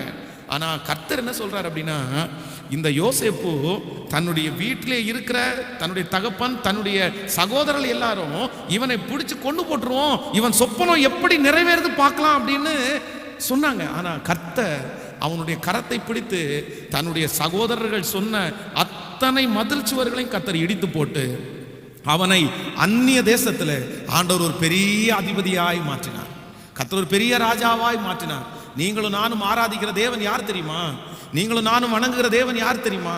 நம்ம கூட பிறந்த உடன்பிறப்பு, ரத்த சம்பந்தமான உறவுகள். ரத்த சம்பந்தமாய் நம்முடைய வீட்டில் இருக்கிறவங்க, நம்முடைய குடும்பத்தாரே நமக்கு விரோதமாய் மதில் சுவர் கட்டினாலும் அதையும் தாண்டி நம்மளை வளர பண்ணுகிற ஒரு நல்ல தேவனைத்தான் நீங்களும் நானும் ஆராதிக்கிறோம். நான் இன்னைக்கு நம்புறேன், நான் இன்னைக்கு விசுவாசிக்கிறேன், இந்த ஜெபத்தில் இருக்கிற ஆண்டவருடைய பிள்ளையே, உங்களுடைய வீட்டார், உங்களுடைய சகோதரர்கள், உங்களுடைய குடும்பத்தில் இருக்கிறவர்கள் உங்களை குறித்து கட்டின மதில் சுவர்களை கர்த்தர் இடித்து போட்டு ஆண்டவர் உங்களை அரையணையில கொண்டு போய் உட்கார வைக்க போறார். சிங்காசனத்தில் ஆண்டவர் உங்களை கொண்டு போய் உட்கார வைக்கிறார். எப்படி யோசேப்பை கர்த்தர் கொண்டு போய் உட்கார வைத்தாரோ அதே போல கர்த்தர் அவர்களுடைய வார்த்தையை அழித்து போட்டு நம்மை கர்த்தர் கொண்டு போய் உட்கார வைக்க போகிறார். விசுவாசிக்கிறீங்களா? நம்புறீங்களா? நான் நம்புறேன். ஆமென் சொல்லுங்கள். கைகளை அசைத்து ஒரு ஹல்லேலூயா சொல்லுங்க. நான் மறக்க முடியாத ஒரு சம்பவம் என்னுடைய வாழ்க்கையில் இருக்கிறது. என்னுடைய வீட்டிலே ஒரு நல்ல நிகழ்ச்சி ஒன்று நடக்க போகுது. அதாவது அந்த நல்ல நிகழ்ச்சி நடப்பதற்காக எங்கள் அக்காவுடைய திருமண காரியத்திற்காக அந்த திருமணத்தை எப்படியெல்லாம் பண்ணலாம், என்ன பண்ணலாம் அப்படின்னு சொல்கிறதுக்காக பேசுகிறதுக்கு ஒரு 4 பேர் எங்கள் வீட்டில் வந்திருக்காங்க. அப்போ எங்களுடைய சொந்தத்தில் இருக்கிற ஒரு 4-5 பேர் அதை பேசிகிட்டு இருக்காங்க. பேசிகிட்டு இருக்கும்போது நான் அன்னைக்கு சின்ன பையன்தான், ஆனாலும் கொஞ்சம் துடுக்கா பேசுகிறது மாதிரி ஏதோ ஒரு வார்த்தையை நான் அது முன்னாடி பேசிட்டேன். இந்த விஷயத்தை இப்படி பண்ணலாமே அப்படின்னு பேசின உடனேயே எங்கள் வீட்டில் இருந்த ஒரு முக்கியமான ஒரு நபர் என்ன பார்த்து, ஆமாம் கொஞ்சம் வாயை மூடிட்டு, உன் தலையெல்லாம் என்னடா தலை அப்படின்னா மண்டையில் மசாலா இருக்கான்னு கேட்பாங்கல்ல, மண்டையில் ஃபுல்லாக களிமண் தான் இருக்குன்னு சொல்லுவாங்கல்ல. அவர் என்ன சொல்ல வர்றாரு அப்படின்னா, நீ ஒன்றும் ஆலோசனை சொல்ல வேண்டாம், நீ ஒன்றும் எங்களுக்கு ஐடியா சொல்ல வேண்டாம், உன்னுடைய தலை சாணி சுமக்கிற தலை, அதுக்கு தான் லாயக்கு, உன் மண்டையில் எந்த மசாலாவும் இல்லை, நீ போயிரு அப்படின்னு சொல்லி எல்லாருக்கும் முன்னாடி வச்சு அவர் சொல்லிட்டாரு. சொன்ன உடனே நான் வெட்கப்பட்டு அந்த இடத்துலேருந்து வந்தேன். அதை அந்த இன்சிடென்ட் என்னால் மறக்கவே முடியல. ஆனால் நான் நம்புகிறேன், அப்படி மண்டையில் மசாலா இல்லை, நீ உனக்கு என்ன தெரியும், இந்த தலை தாணி துமக்கிற தலை அப்படின்னு சொன்ன எல்லா சொந்தங்களுக்கு முன்பாகவும் ஆண்டவர் கிருபையாய் ஆசீர்வதித்து கர்த்தர் ஊழியத்தை கொடுத்து அதை தாண்ட பண்ணி கர்த்தர் சிங்காசனத்திலே உட்கார வைத்திருப்பாரே. ஆனால் நான் சொல்றேன், இந்த ஜெபத்தில் கலந்து கொண்ட அந்த சத்தத்தை கேட்கிற உங்களுக்கு கர்த்தர் அப்படி செய்ய மாட்டாரா? கர்த்தர் அப்படி செய்ய மாட்டாரா? அப்ப அந்த மசாலா இல்லாத தலையில தான் கர்த்தர் ஞானத்தை வைக்கிறார். அந்த சாணி சுமக்கிற தலையில தான் கர்த்தர் தரிசனத்தையே வைக்கிறார். என் ஆண்டவருக்கு ஞானிகளை வெட்கப்படுத்துறதுக்காக உலகத்திலே பைத்தியங்களை தெரிந்து கொண்ட ஒரே தெய்வம் நான் ஆராதிக்கிற எங்கள் தெய்வம். அவர்தான் ஞானிகளை வெட்கப்படுத்துறதற்கு பைத்தியங்களை தெரிந்து கொண்டார். சோ உங்களுடைய குடும்பத்தில் இருக்கிறவர்கள் உங்களுக்கு விரோதமாய் கட்டின மதில் சுவரை தாண்ட அவரே பலன் தருவார், கர்த்தரே பலன் தருவார். அதனால கூட பிறந்தவங்க இப்படி சொல்றாங்களேன்றதுக்காக ஆண்டவருடைய பிள்ளைகள் என்ன பண்ணக்கூடாதுன்னா சோர்ந்து போகக்கூடாது. கணவன் தான் சில நேரத்தில் நமக்கு எதிரியா இருப்பார், மனைவி தான் சில நேரத்தில் எதிரியா இருப்பாங்க, அம்மா அப்பா தான் எதிரியா இருப்பாங்க. அதெல்லாம் நீங்க கர்த்தர் சமூகத்திலே அழுகிறதற்காக பயன்படுத்திக்கணும்.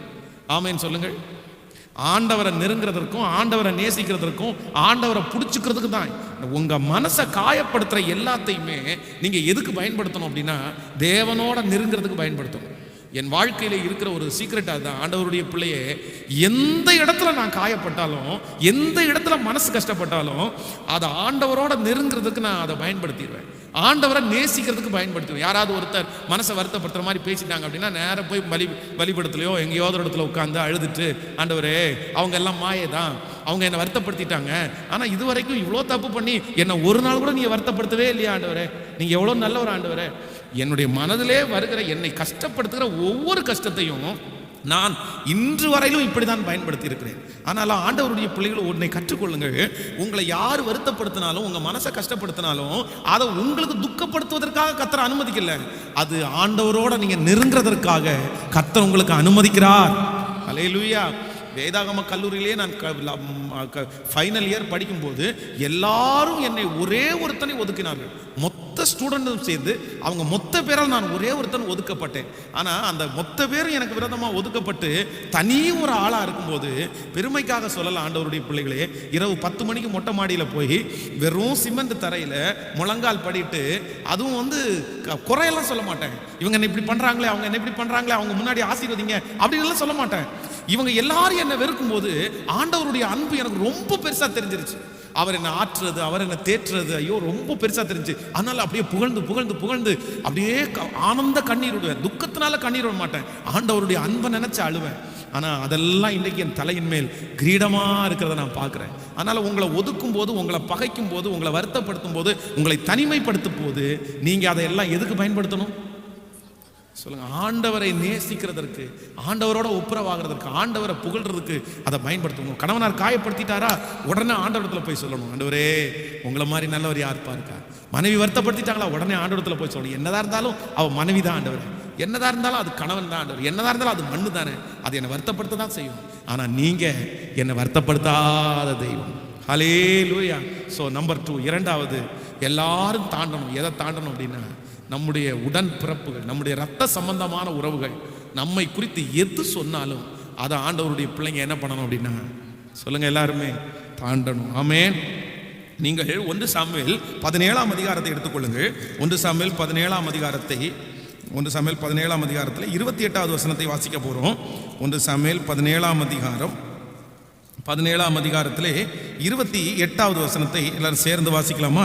28. அந்த மனுஷரோடு அவன் பேசி கொண்டிருக்கிறதை அவன் மூத்த சகோதரனாகிய எலியாப் கேட்டபோது அவன் தாவீதின் மேல் கோபம் கொண்டு, நீ இங்கே வந்தது என்ன? வனாந்தரத்திலே உள்ள அந்த கொஞ்ச ஆடுகளை நீ யார் வசத்தில் விட்டாய்?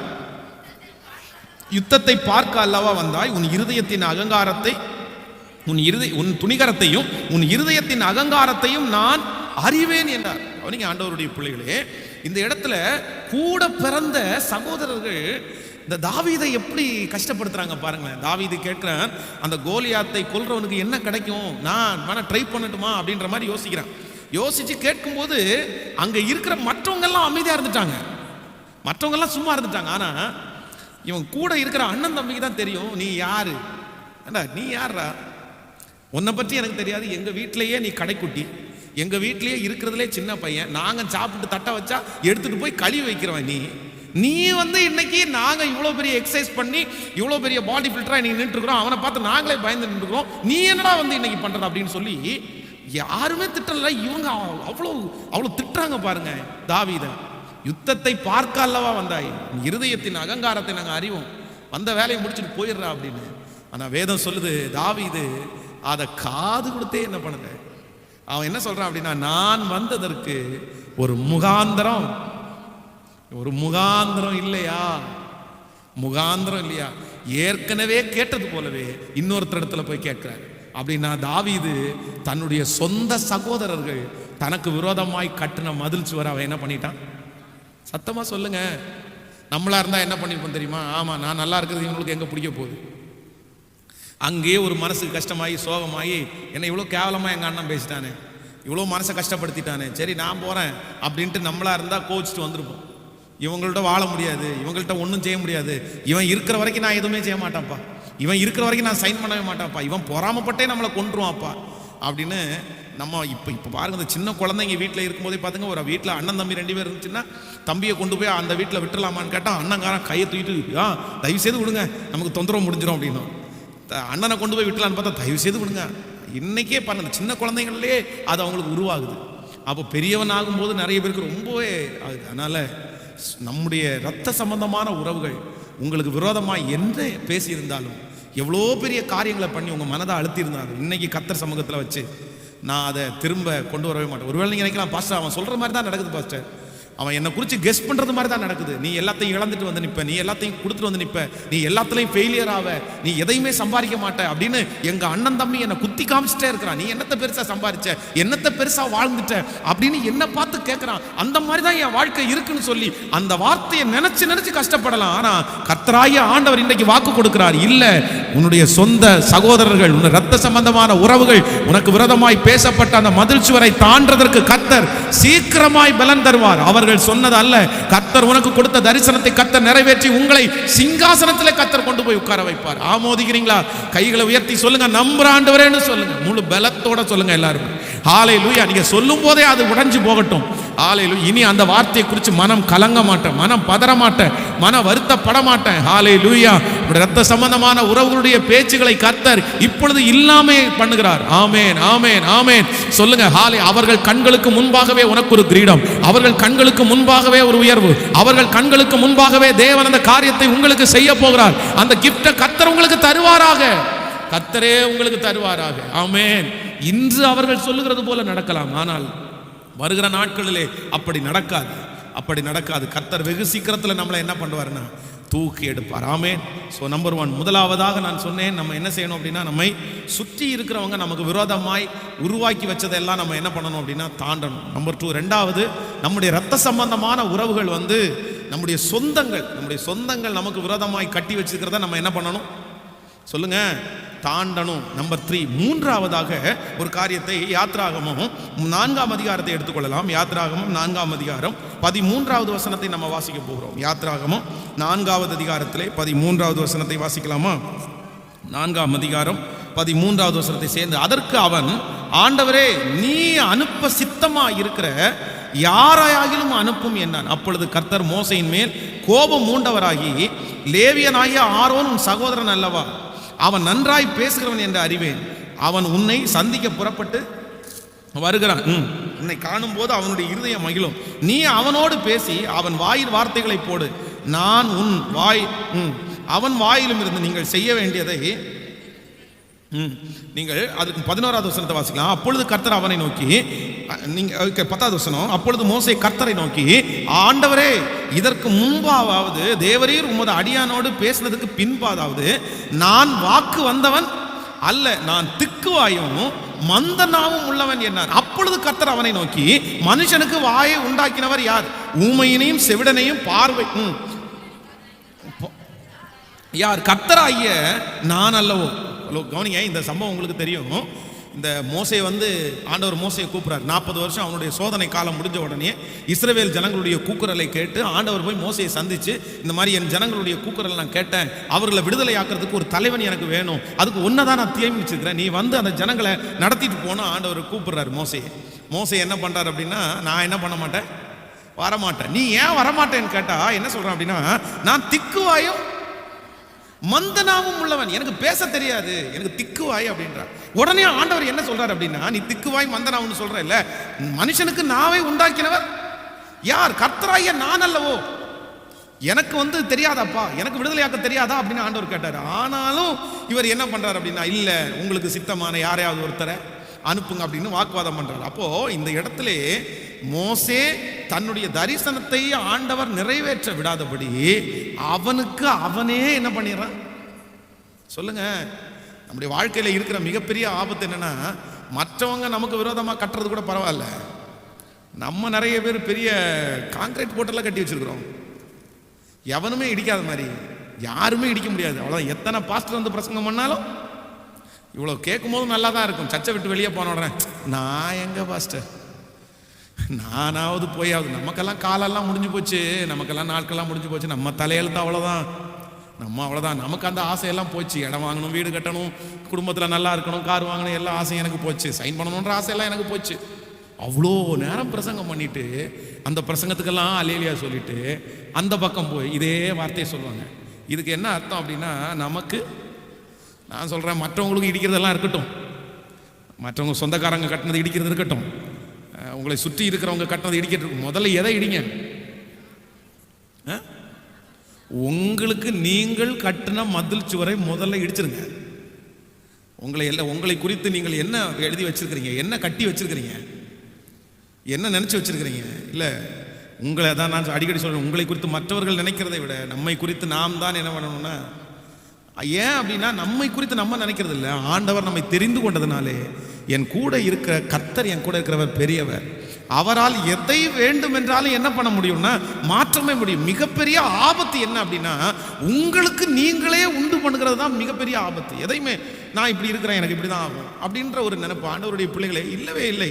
கர்த்தர் எப்போ வேண்டும் என்றாலும், ஒரு மனிதனை எப்படி வேண்டும் என்றாலும் என்ன பண்ணுவார்?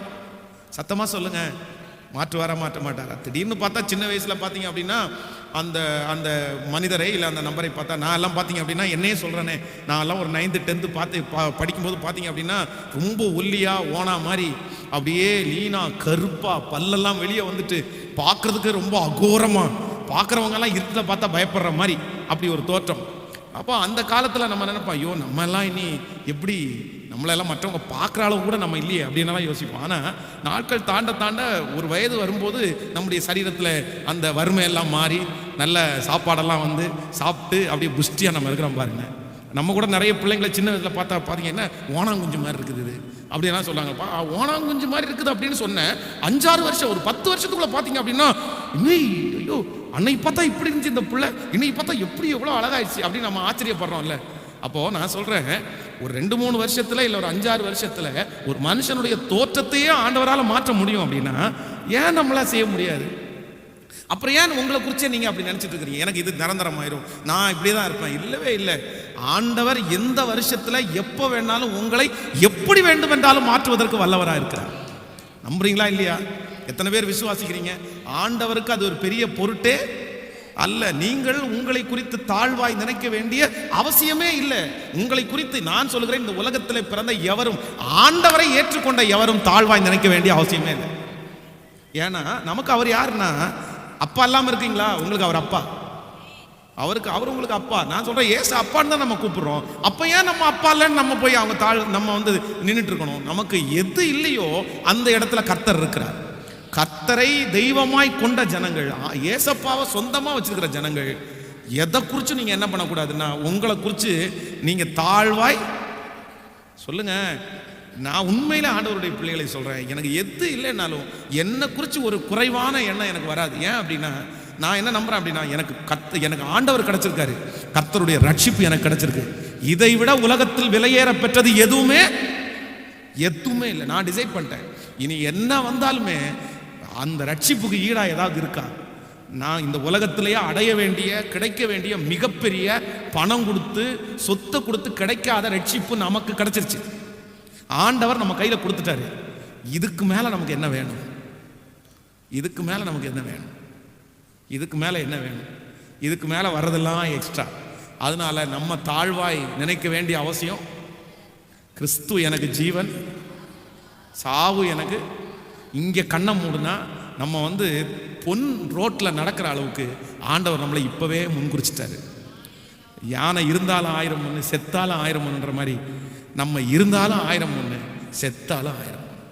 நிறைய பேருக்கு வாயில் வரவே மாட்டேங்குது. நானா பாஸ்டர் அப்படின்னு உங்களுக்கே ஒரு பெரிய சந்தேகம் இருக்குல்ல. நான் வேஸ்ட் பாஸ்டர், நான் யூஸ்லெஸ் பாஸ்டர். நான் சொல்கிறேன், இல்லவே இல்லை. கர்த்தருடைய பார்வைக்கு நீங்கள் எல்லாரும், நம்ம எல்லாரும் யாருன்னா விசேஷமானவங்க. இந்த உலகத்தில் இருக்கிற கோடீஸ்வரனை விட நீங்கள் ஸ்பெஷல். அதனால தான் அவங்கள அந்த ரத்தம் தொடாம உங்களை அந்த ரத்தம் தொட்டிருக்கு. கர்த்தருடைய விலையேற பெற்ற அந்த ரத்தம் நம்மளை தொற்றுக்குமே, ஆனால் நம்ம ஸ்பெஷலாக இருந்ததுனால மட்டும்தான் அந்த பிளட் நம்மளை தொட்டிருக்குது. ஹல்லேலூயா. அதனால் இப்போ ஒன்றை நீங்கள் இடிக்கணும். என்ன இடிக்கணும் அப்படின்னா, எவரையும் மேன்மைப்படுத்தவும் பலப்படுத்தவும் கர்த்தருடைய கரத்தினாலே ஆகும். சொல்லுங்கள், எல்லாரும் சொல்லுங்கள், எவரையும் மேன்மைப்படுத்தவும் பலப்படுத்தவும் கர்த்தருடைய, திரும்ப திரும்ப சொல்லுங்க, எவரையும் மேன்மைப்படுத்தவும் பலப்படுத்தவும் கர்த்தருடைய கரத்தினாலே ஆகும். ஆண்டவர் நினைச்சார்னா எப்போ வேணாலும் நம்மளை என்ன பண்ணிவார்னா மேன்மைப்படுத்துவார். ஸோ என்னை குறித்து நான் ஒரு மதில் சுவரை என்ன பண்ணக்கூடாது, கட்டவே கூடாது. நான் ஒருவேளை பாவியாக இருந்தாலும், நிறைய தவறுகளை செய்து நான் அப்படி ஆண்டவருக்கு பிரியமில்லாத வழியில் நடந்தாலும், இன்னைக்கு நான் ஆண்டவரிடத்தில் வந்துட்டேனே, என்னை ஏற்றுக்கொண்டு திரும்பவும் அவருடைய ஆசீர்வாதத்தை எனக்கு கொடுக்கறதற்கு கர்த்தர் வல்லவராக இருக்கிறார். ஆமோதிக்கிறீங்களா? சொல்லுங்க, ஐ ஆம் ஸ்பெஷல். சொல்லுங்க, நான் விசேஷமானவர். எல்லாரும் சொல்லுங்க, நான் விசேஷமானவர், நான் விசேஷமானவர். ஹல்லேலூயா. நீங்களை உயர்த்தி ஒரு ஹல்லேலூயா சொல்லுங்க. எப்பவுமே ஒன்று நினைத்து கொள்ளுங்கள், நீங்கள் உங்களுடைய இருதயங்களிலே என்ன இருக்கணும் அப்படின்னா, உங்களை குறித்து ஒரு மைனஸை நீங்கள் எப்போவுமே உருவாக்கிடவே கூடாது. அதில் ஆண்டவருடைய பிள்ளைங்க எப்படி இருக்கணும்னா, ரொம்ப ஜாக்கிரதையாக இருக்கணும். ரொம்ப காலைப்பட்டத்தில் ஜோஷுவா கேட்குறாரு, இது ரொம்ப கடினமான இடமாச்சே, நீங்கள் எப்படி போய் அவங்களெல்லாம் துரத்திடுவீங்க அப்படின்ற மாதிரி அங்கே பேச்சுவார்த்தை நடக்கும்போது அவர் என்ன சொல்கிறார் அப்படின்னா, எனக்கு 40 வயசில் இருந்த பலன் இப்போ 80 இருக்குது. 80 இயர்ஸ். அவர் அன்னைக்கு 40 வயசில் பலனாக இருந்தார். 40 வயசில் என்ன கொடுத்தாலும் அவர் செய்வார். அவர் ராஜ்யங்களை மேற்கொண்டார். இப்போ 80 வயசாச்சு, 40 இயர்ஸ் தாண்டிருச்சு. 40 வயசுல இருக்கிற பலன் 80 வயசுல இருக்குமா? ஒரு வருஷம் தாண்டினாலே அதனுடைய எஃபெக்ட் நமக்கு தெரியுது. ஆனா காலேப் என்ன சொல்றாரு அப்படின்னா, இல்ல 40 வயசுல இருந்த அதே பலன் இப்போ என்கிட்ட இருக்குது, அதனால என்கிட்ட அந்த மலை நாட்டை கொடுங்க, அங்க இருக்கிற அத்தனை ஜாதிகளை நான் துரத்திட்டு அதை நான் ஆண்டு கொள்றேன் அப்படின்னு சொல்றாரு. ஒரு உண்மையான தேவனுடைய பிள்ளையினுடைய அழகு என்ன அப்படின்னா, நம்மை குறித்து நம்ம தவறா கோட்டை கட்டிடக்கூடாது, தவறான காரியங்களை கட்டி எழுப்பக்கூடாது. சரி, ஓகே, என்ன பண்றது, நம்ம மண்ணு, நமக்கு அந்த மாதிரி பலவீனங்கள் இருக்கலாம், கஷ்டங்கள் இருக்கலாம், ரைட், ஓகே, ஆண்டவர் நம்மை கொண்டு ஏதாவது செய்வார், ஏதாவது செய்வார். அதான் ஒரு சாதாரணமான ஒரு டம்ளர் தண்ணியை குடிச்சிட்டு குப்பை தொட்டியில போடுற அந்த யூஸ் அண்ட் த்ரோ டம்ளரே ஒரு நோக்கத்துக்காக உருவாக்கப்படுமே, ஆனால் அவருடைய ரத்தத்தினால உருவாக்கி கண்ணு காது எல்லா அவயவங்களையும் தந்து நம்மளை வச்சிருக்காருன்னா, நம்மளை ஒரு நோக்கம் இல்லாம ஆண்டவர் உருவாக்கிடுவாரா? உங்களை ஒரு நோக்கம் இல்லாம உருவாக்கிறாரா? நான் வேஸ்ட், நான் யூஸ்லெஸ் சொல்லாதீங்க. இல்ல, உங்களை தாழ்மைப்படுத்துவது தவறல்ல. கர்த்தருக்கு முன்பாக நீங்கள் தாழ்ந்து போகிறது பிரச்சனை இல்லை. உங்களை குறித்த ஆணுடைய சமூகத்தில் நீங்கள் இறங்குவது தவறல்ல. ஆனா ஒரு நாள் உங்களை குறித்த ஒரு நெகட்டிவை நீங்க என்ன பண்ணிடக்கூடாதுன்னா, நீங்க கட்டி எழுப்பிடவே கூடாது. அதற்கு அப்படி ஒரு பில்டிங் போட்டுட்டீங்கன்னா, நான் சொல்றேன், அடுத்தவங்க கட்டுறதை இடிச்சிடலாம், ஆனா நீங்க கட்டுறதை நீங்க தான் இடிக்கணும். நீங்க ரொம்ப ஜாக்கிரதையா இருங்க. உங்க வாயிலிருந்து இனி அப்படிப்பட்ட வார்த்தைகள் என்ன பண்ணக்கூடாது. சத்தமா சொல்லுங்க. எப்படிங்க இருக்கீங்க அப்படின்னு உங்கள்கிட்ட கேட்டா நீங்க என்ன சொல்லுவீங்க? எப்படி இருக்கீங்கன்னு கேட்டா என்ன சொல்லுவீங்க? இருக்காங்க. நிறைய பேர் அது பெருமூச்சு விட்டு தான் சொல்லுவாங்க, என்னமோ கிடக்குறேன், எதுக்கு வாழ்றேன்னு நினைச்சு வாழ்றேன், எதுக்கு இருக்கிறேன்னு நினைச்சு நினைக்கிறேன். அப்படி இல்லை, ஆண்டவர் கிருபையில நல்லா இருக்கேன், ஆண்டவர் கிருபையில என்ன நல்லா வச்சிருக்கிற ஆண்டவர். ஆமென் சொல்லுங்கள். அப்படிப்பட்ட வார்த்தைகள் மட்டும்தான் வேணும். இன்னைக்கு இந்த ஜெபத்துல ஆண்டவர் உங்களுக்கு நீங்களே கட்டின அந்த சுவர்களை எல்லாம் கர்த்தர் உடைக்க போறார். எல்லாம் தாண்டி ஆண்டவர் சொல்றாரு, உனக்கு இதுலடா வாழ்க்கை, உனக்கு ஒரு சிங்காசனத்தை நான் வச்சிருக்கிறேன். நீ உன்னை குறித்து ஏன் நீ குறைவாய் நினைக்கிறாய்? உன்மேல் நான் வைத்த திட்டம் பெரிய திட்டம். உன் நினைவுகள் என் நினைவுகள் அல்ல, உன் வழிகள் என் வழிகளும் அல்லவென்று கர்த்தர் சொல்லுகிறார். உன்னை குறித்து நான் நினைத்திருக்கிற நினைவுகள் மேலான நினைவுகள். கர்த்தர் இந்த ஜெபத்துல இருக்கிற பிள்ளைகளை குறித்து கர்த்தர் நினைத்திருக்கிற நினைவு மேலான நினைவு. ஆமென் சொல்லுங்க. எத்தனை பேர் விசுவாசிக்கிறீங்க? தேவ சமூகத்தில் அப்படியே எழும்பி நின்று கர்த்தரிடத்துல சொல்லுங்க, ஆண்டவரே நான் நம்புறேன், உம்மாலே ஒரு சேனைக்குள் பாய்வேன், என் தேவனாலே ஒரு மதிலை நான் தாண்டுவேன். உம்மாலே, இந்த வாக்குத்தத்தத்தை சொல்லுங்கள், உம்மாலே நான் ஒரு மதிலை தாண்டுவேன், என் தேவனாலே மதிலை தாண்டுவேன். நான் சேனை, உம்மாலே ஒரு சேனைக்குள் பாய்வேன், என் தேவனாலே ஒரு மதிலை தாண்டுவேன். நமக்கு முன்பாய் கட்டி வைத்திருக்கிற ஒவ்வொரு மதில் சுவர்களை அவருடைய கரத்தை பிடிச்சு நம்மை தாண்ட பண்ணி சிங்காசனத்துல கொண்டு போய் உட்கார வைக்கிற நாள் சீக்கிரம் வரும். தகப்பனே, பரலோக ராஜாவே, நீர் கொடுக்கிற வாக்குத்தத்தங்களுக்கு நன்றி அப்பா, நன்றி அப்பா. ஒன்று கூட தரையில விழாதபடி எல்லா வாக்குத்தத்தங்களையும் எங்க கையை நீட்டி எங்க மடியை நீட்டி ஆண்டவரே உங்களிடத்துல இரக்கமா கேட்கிறோம். அந்த வாக்குத்தத்தங்கள் அத்தனையும் எங்களுக்கும் எங்கள் குடும்பத்திற்கும் எங்கள் பிள்ளைகளுக்கும் எங்கள் வம்சத்திற்கும் ஓ ஆம் என்றும் ஆமென் என்றும். எந்த ஊர்ல இருந்து இது கேட்டாலும், எந்த நாட்டில இருந்து இதை கேட்டாலும், ராஜா ராஜா, இந்த உபவாச ஜெபத்துல சொல்லப்படுகிற அத்தனை வாக்குத்தத்த வசனங்களும் இந்த பிரேயருக்கு அட்டெண்ட் பண்ற அத்தனை குடும்பத்துக்கும் இருக்கணும் ஆண்டவரே. அவங்க எங்கிருந்து இதுல கேட்டாலும் பரவாயில்ல, இன்னைக்கு சொன்ன வாக்குத்தத்தத்தை அப்படியே நிறைவேற்றணும். நான் மதிலை தாண்ட பண்ணுவேன். எங்க பிள்ளைகளுக்கு விரோதமாய் தாண்ட முடியாத நிறைய மதில்கள் இருக்குதுப்பா, பயப்படுத்திட்டு இருக்குது. கண்டிப்பா இதை தாண்ட முடியாது, எனக்கு பலன் இல்லைன்னு நின்று இருக்காங்க. ஆனா இந்த உபவாச ஜெபம் அவங்க ஆண்டவரை நீங்க அவங்க கையை பிடிச்சது மாதிரி ஒரு பலனை கொடுத்து, ஒரு கிருபையை கொடுத்து, ஹல்லேலூயா ஹல்லேலூயா. ஆண்டவரே, இந்த ஜெபம் முடியும் போது அவங்க அந்த மதிலை தாண்டி இருக்கணும். அவங்களுக்கும் விரோதமாய் பயப்படுத்தி கொண்டிருக்கிற அந்த மதிலை தாண்டி அவங்க போய் நிக்கணும்ப்பா. எங்க இரக்கமாயிரு, எங்கள் மேல், எங்கள் திருச்சபையின் மேல் இரக்கமாயிருக்கும். நன்றி ஆண்டவரே, நன்றி. உங்க மகிமை முழுவதுமாய் எங்களை தாங்கட்டும். உடைய கரங்களில் தாழ்த்துகிறோம். உடைய பிள்ளைகளை மனதார ஆசீர்வதிக்கிறேன்.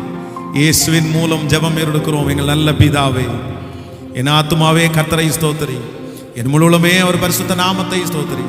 என் ஆத்துமாவே கர்த்தரை ஸ்தோத்திரி. கர்த்தர் செய்த சகல உபகாரங்களையும் மறவாதே. நம்முடைய ஆண்டவராகிய இயேசு கிறிஸ்துவின் கிருபை, பிதாவாகிய தேவனுடைய அன்பு, பரிசுத்த ஆவியானுடைய அந்யோன்ய ஐக்கியம் நம்மனோடு மீண்டும் என்றும் சதா காலம் கூட இருப்பதாக. Amen. Hallelujah. Praise the Lord. ஆண்டவர் உங்களை ஆசீர்வதிப்பார்.